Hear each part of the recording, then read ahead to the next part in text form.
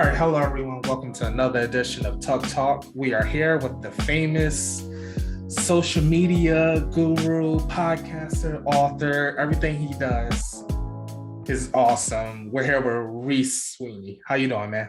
I'm well. Appreciate the time. Thanks for letting me join you on the show. No, of course. I'm excited to sit down with you today because I recently just started my radio journey, and I'm really excited to pick your brain and see what you can give me. Okay. All right. So, without any further ado, let's jump right into it. Now, as an author, radio host, social media guru, and everything under the sun, having multiple avenues, was that something that you strive for in the beginning of your career? Or did you learn as you went along that you're just a hat trick? It's both, a little bit of both. So as you go into any industry, you kind of learn that to be as valuable as you can, you need to pick up, different types of traits. Right. Right. Well, radio was like, okay, I can be an on-air personality, but I think we should learn how to do production as well to make commercials, do voiceovers. And that turned into a whole nother avenue. And being able to host shows or being able to get on the stage and hold a crowd down. So you want to just try to learn different things and expand your talents within what you're doing. Now, being in front of an audience that you have, were you ever nervous in the beginning? Like, did you ever have like stage fright, or was it something that you were like seriously doubting about yourself going into it? No, just anxious to get started. I never really got nerves. I came up on a basketball circuit, so playing Oh, 9,000 people, 10,000 people in high school. oh yeah, it's easy for you. I played in college, being under high pressure situations and stuff like that. And luckily, I had parents that put the positive pressure on me to do well, perform well when it came to education or just having life skills. And pops making sure I knew how to clean up and run businesses at a young age. So it really wasn't a nervousness, just more so anxiousness. Like I want to get started. I want to see how hard I could go, how far I can go. Right. So, what was the biggest culture shock that you learned going into the radio industry? Like, what was the biggest thing that you surprised was about? I guess some of the people that you meet is like sometimes you meet people that are quote unquote famous and celebrities, and then it's a little a lackluster when you kind of meet them. Never meet your heroes, to say. And then some people that are amazing. Like some people are out of this world when it comes to just the things that they bring to the table, the type of people they are. So I would say that's probably it. That's probably it. And also the amount of the money that's spent within radio from advertisers, that was different. It was good to see that people have that kind of confidence in themselves or their product or brands to put that type of money into it and see a return from it. Yeah, I feel like in the radio industry, you have to like be willing to like invest big on yourself and stuff like that. Now, as a founder of the PAY organization, Positive American Youth, an organization aimed at helping the youth through entertainment, arts, and culture, what's the most shocking thing that you learned about working with the next generation of creative talents? Sky's the limit. I just love how creative they are, how creative this next generation, the generation after them even, is going to be, and that there's really no ceiling. So before is you couldn't do certain things, you couldn't put out certain personas. Now you can see that hey, those personas actually work, and people are doing them on their own with their own social media platforms. So it's like okay, before you would say, okay, I don't think this person is polished enough, or I don't think this type of comedy or this type of approach will work. But then you may Right. go at their numbers and be like, oh wow, it's working. Let's try it on a different platform, a different level. And then also to see that sometimes it doesn't translate. So you may have a really big social media star, but then when they do movies or television or radio or try to do a talk show, it doesn't translate to that type of audience, or that talent doesn't translate to that type of entertainment playing field. So it's vice versa.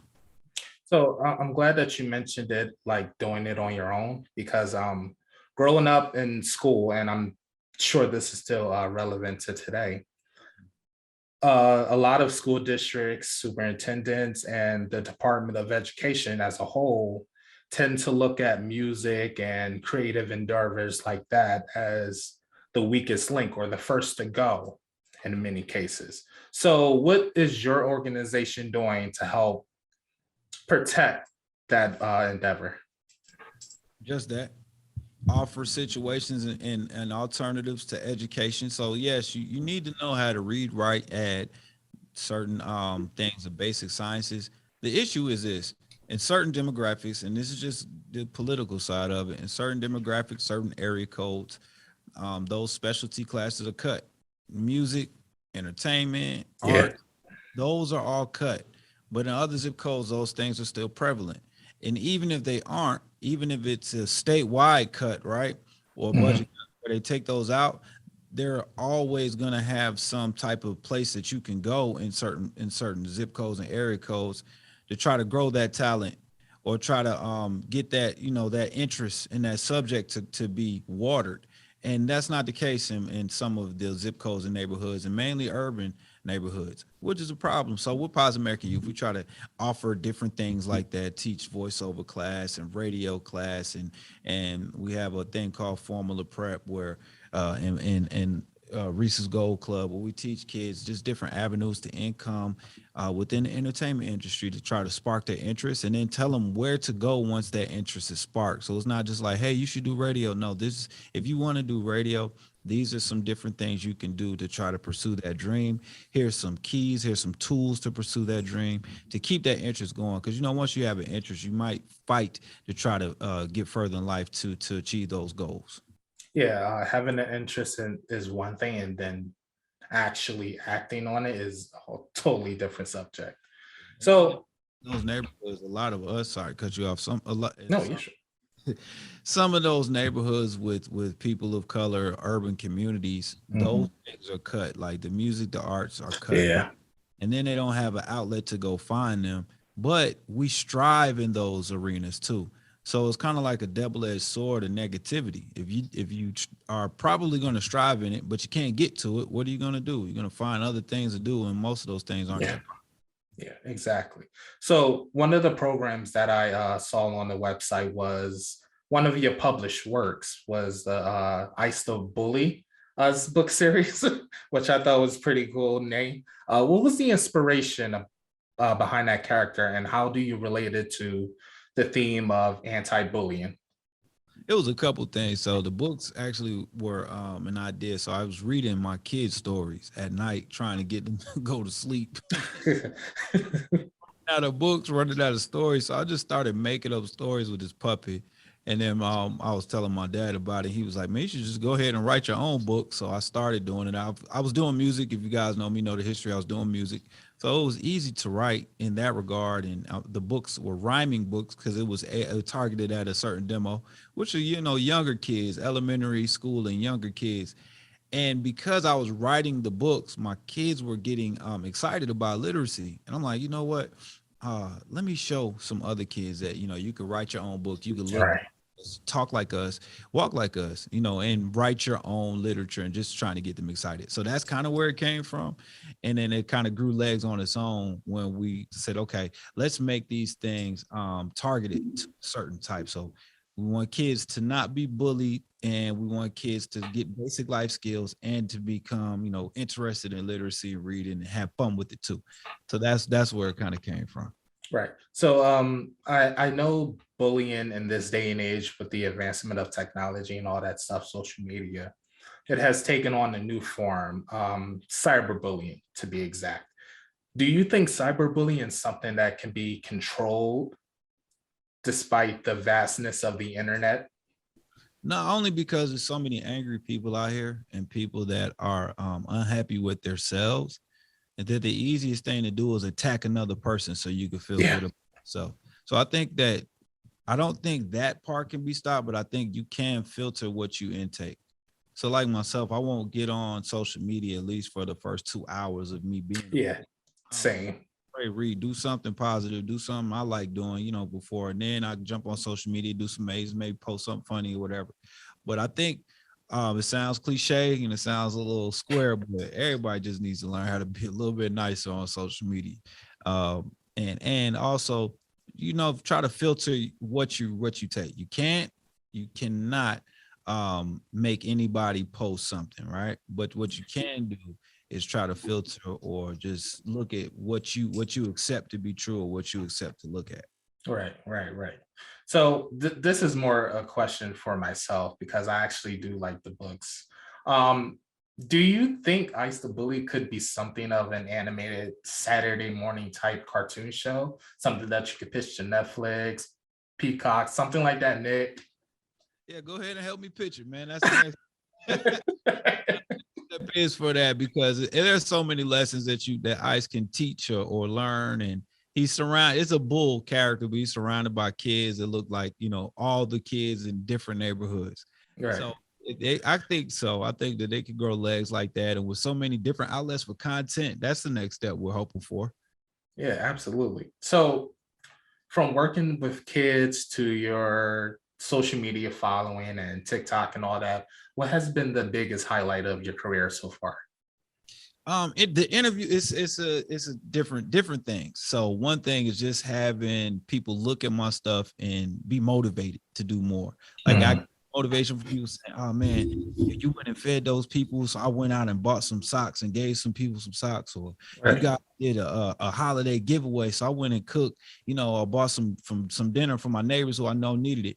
That's the biggest thing, just to motivating people to do positive things. Also, I've gotten DMs from a lot of people just saying that, man, I laughed so hard when I saw this one skit or saw this video that it just made my day, and I was going through something so terrible or something negative, and to have that laugh was dope. So it's just different motivating things. And now, my new venture is really fun too. So it's motivating people to kind of start the homesteading life and get back to a healthy lifestyle in a creative way.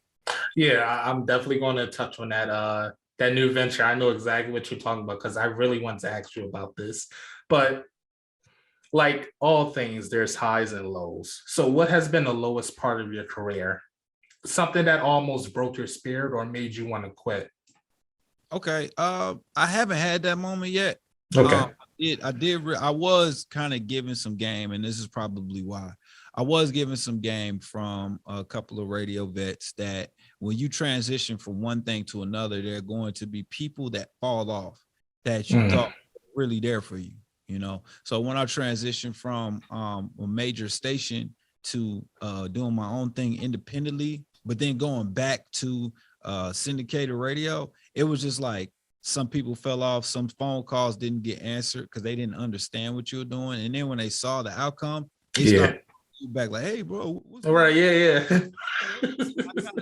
I got some advice early that was going to happen, and I kind of knew that already, but it was a little eye opening to see when it happened. Yeah, it's interesting that you touch on that because I'm in that position right now, getting ready to launch my radio show, and I have a couple of people from my past life like trying to hit me up who are like rappers, SoundCloud rappers, stuff like that, like trying to like get me to like plug them on the radio and interviews and stuff like that. So I definitely see what you're talking about already. Yeah. So as a person well connected and in tune with the streets, as well as dipping your toes into the celebrity life, how do you maintain the balance of the two? Like, how do you maintain staying true to yourself while also rubbing elbows with celebrities? Now I drink water and mind my business.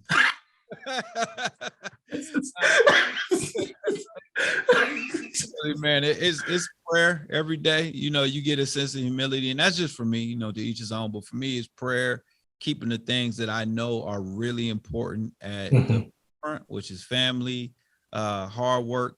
And that doesn't mean like work yourself to the bone. It just means working in a diligent way, being smart about what you're doing. So, and that lets you know you're supposed to be in certain places. Right. You're supposed to be in certain places. You don't take them for granted. You enjoy them, but you also don't become complacent in those places. So I never was a person to get starstruck. Luckily. it's been pretty cool to just treat people like they are people, but respect that they have a talent at the same time. I don't want to look at somebody any other way than, hey, you got a talent, you killing it, you doing your thing, and then being humble that way by being able to congratulate people even if they're within the same industry. Right. So I want to touch on this new business venture, the backyard chickens. Could you explain that more? It started out as a quarantine project. So I was like animals, Right. Like I was looking online during quarantine when it first started, and I was like, man, I like eggs. When I was looking at different things, I was like, man, I'm gonna get some chickens as a Just joke. just out the just out the Craigslist, and I was looking on Craigslist and Google, and I'm like, what do I need for chickens? So my first setup, it was awful. It was of course, naturally. What the fuck do I know about chickens? this. I'm gonna get like 2 chickens, and the chickens weren't laying eggs. So after about a couple months, I was like, well, why they ain't laying eggs? So I'm looking at different stuff. I was like, maybe I need this, maybe I need this.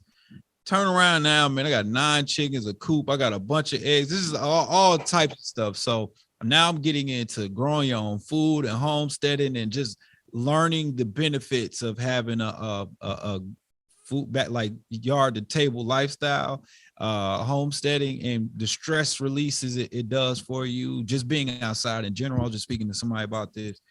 Just the different things and the positive things that go along with it. I learned a lot about myself in the meantime. So it's been kind of cool, man. It started out as that, but now, like, man, social media, chicken TikTok and Instagram is crazy. So Is it? like I can literally post an interview with like T.I. or the president or somebody, literally like things that happen, get a few thousand views. Man, I post a video about putting a swing up, like a little swing up to keep the ball in the coop. 200 plus views, 200K plus views in like 40 minutes. It's crazy. Oh wow, maybe I need to start something like that in Philadelphia, man. That's crazy. TikTok is real. So are you looking to get into more animals? Like, what's your next animal that you want to like pick up off of Craigslist? All right, man. I've been doing some research, so you guys have to stay tuned and find out. But it's what it is. I think it's because whatever I'm doing, I'm being myself. It's not fake. Right. It's really authentic. So whether I'm doing the interviews, I'm hosting a show, I'm hosting a club, a party, I'm writing kids' books, or I'm dealing with these chickens, they're all me, or I'm hooping or doing music. It's all me. It's really things I like to do. And I think a lot of people are like that. Like you have a lot of interests or talents. And now with social media, you can showcase those and you don't need somebody's approval to say, you shouldn't do that. I could just right. And if people like it and accept it, cool, then they know they're just as genuine as I am when they're watching it. So I think that's like, but to answer your question, I don't know, man. I'm trying to decide between if I'm gonna get turkeys, a donkey. I mean, I know, well, what's that rapper's name? He has cows or something like that. Yeah, Waka. Waka. Oh yeah. It's a few it's more than a few hip-hop artists that are getting into that right now. The thing is, I wish I saw more of that. I think I learned about Waka Flocka and his animals maybe 2 years ago, but I wish they showed that side of like the industry more, because I think that's interesting. Yeah, and by him, if I'm not mistaken, because we spoke a couple times about it, he's vegan, because I was gonna trade out some stuff with him. We're gonna do switching, which is what I really want to get into too. Like showing people, hey, if you grow potatoes, I got eggs. Let me give you some eggs and get your create a whole community of people just helping each other be healthy. So yeah, man. I think it's growing, and I like that it's not like we're not equivocating it to like an old school type where it's a hard work and it's not fun. I think we're making it fun. It's like the hip hop version of farming, and I think people are getting into it that way. No, I mean, I definitely understand. I remember there's still days where I want to be a cowboy, like forget it all and just move to the countryside and just have my own ranch and stuff like that. So I definitely understand. So now, as you continue to grow your media empire, what has been the biggest obstacle that you had to face, whether it's physical or a mental one? It's always gonna be mental, because with people that are striving, in my opinion, people that are striving to be the best or perfection or whatever you want to call it, you're always gonna have a tinge of a whole lot of confidence and then some self-doubt to where Yeah. you get it right. But you just can't let that stop you. You just got to keep pushing through, and what's for you will be for you. Some things are going to fall off. Some people are going to fall off. So one of my cousins told me this, and he's been in the music industry a long time. Rock used to be signed to So Def. He said the game is the same, the players change. Mm. It just means that sometimes you're going to push through an industry that's been the industry, but the people around you may change. The people on top are going to change. The people from the bottom are going to come up, and it's going to be a big circle of movement. You just got to keep moving consistently, and I think that separates those that are successful or not. All right, and lastly, seeing how culture is a big part of you and has helped shape you into the man you are today. In your own understanding, what does the phrase true urban culture mean to you? I really don't know. I don't know. I've never thought about it like that. I'm not sure, but just hearing it off the bat, it just means being true to who you are. Being genuine to who you are, how you were raised, and then how you want to be looked at and how you want to grow on how you were raised. Because some of us grew up raised in predicaments and situations that weren't environments. Yeah. Want to add on a different level to that. So when you come up to the next level, then your kids at this next level, then their kids at this next level. And by the time you look back, you 3 generations looking back, and they're starting at such a high level. So true urban culture is taking what we've had and building up on it and letting people know it's okay to grow. And I think that that's really the truth to urban culture. It's okay to grow, because for so long we've been put in a position where it's not okay to be smart. It's not okay for success to a certain level. And then it's not okay to change. And I think all success is some change. It doesn't mean your character becomes terrible. It just means that you should be allowed and allotted some amount of change. I think that's the perfect way to end the segment. I want to thank you again for taking the time out your day to talk to me. I know you have a lot of business ventures to get to, looking at Craigslist for more chickens, what have you. Possible donkey. Whatever you need to. But we're going to link your social media down below. You can follow Reec on his radio, check out his book. Please check out the Pay organization. It is a great organization. And I believe that's it. Anything else you want to add? I mean, I appreciate the time and appreciate you on this TUC podcast. Make sure you guys follow us online, all social media platforms at Reec Swiney, REEC SWINEY. For those who are interested in that chicken TikTok, it's Black Yard Chickens with a Z. Chickens with the Z.com. So Black Yard Chickens, not backyard black, because right. Yeah. I look, I'm definitely going to be the one to check out the chicken TikTok that you're talking about. BlackyardChicken.com, and follow our organization, Positive American Youth Online, at payusa.org. That's PAYUSA.org. Appreciate it, man. All right. Take care, man.